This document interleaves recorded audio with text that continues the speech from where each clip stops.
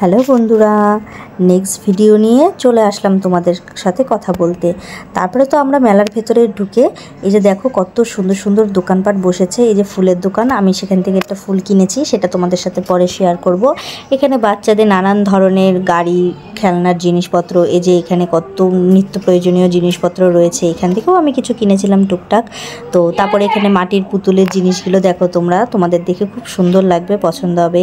এখানে অনেক দোকানপাট বসেছিল, যারা এসেছো মেলায় তারা সবই জানো যে কেমন সুন্দর সুন্দর জিনিসপত্র বসেছিল।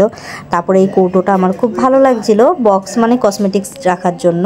তো যাই হোক, এটা নিইনি, দামটা একটু বেশি বলছিল। যাই হোক, তারপরে এখানে ঝুড়ি, তারপরে খেলনা বাচ্চাদের দোকান, বাচ্চাদের তো অজস্র দোকান, তোমরা নিত্য প্রয়োজনীয় হরেক মালের দোকান পেয়ে যাবে প্রচুর। তো সেখান থেকে এই যে স্টিলের বাটিটা দেখো, খুব সুন্দর লাগছিলো আমার কাছে। তো এটা দেখছিলাম, এই বোলগুলো দেখছিলাম।